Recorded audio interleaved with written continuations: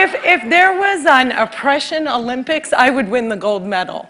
I'm Palestinian, Muslim, I'm female, I'm disabled, and I live in New Jersey.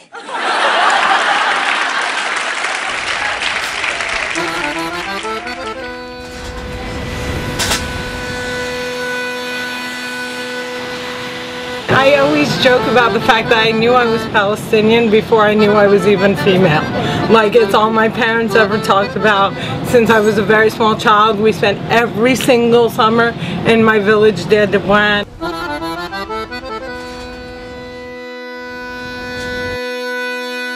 I've witnessed the destruction of Palestine firsthand for the past 3 decades. I tell people stories about how when I was a kid we would drive from Deir Dibwan to Rukab, this amazing ice cream shop in Ramallah, and it would take us 15 minutes. Now it takes us an hour and a half because we're forced to go on the segregated roads.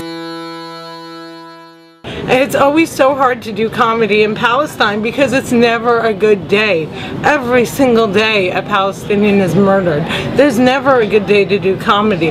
But the reason I do it is because I feel like it's my way of resisting. It's my voice. My father was determined to teach me. You know, he took us to Al-Aqsa, he took us to the Dead Sea, he took us to Deir Dibwan to, you know, eat anib and you know, mensef, and he gave us that connection so that we always knew who we were. We were always proud of who we were. I am not drunk, but the doctor who delivered me was. As a result, I have cerebral palsy, which means I shake all the time. Look. It's exhausting. I'm like Shakira meets Muhammad Ali. My father, he was a man who had a child with a disability in a time where kids with disabilities were not integrated, where people were ashamed and they would hide their children. And I really believe that that spirit of his actually helped get me on my feet. And so I identify so strongly with him because he was such a good dad. And he's the opposite of this monster image of Arab men that inundate the media in America. And what I see on TV doesn't even vaguely resemble the men that have surrounded me in my life. When I first became a comedian, my dad didn't know what I was doing. And he was very, very concerned. And he came up to me and he said, "Yaba inti rakasa." He was loud and proud, and he was like, everything from God is good.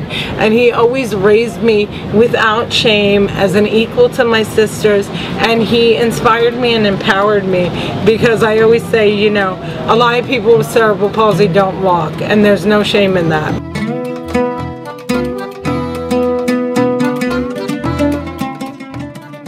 I think that giving parents that image, giving kids that image, and giving the Palestinian society as a whole the image that not only can we be functioning members, we can excel.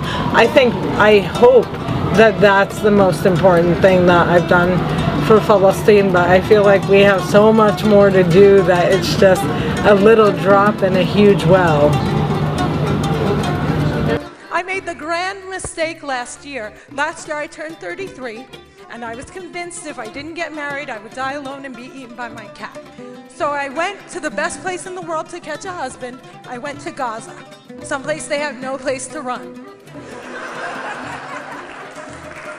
Yes, I will confess that I did put my American passport in a gold frame and walk through the camp saying, "Do you want a visa, baby?"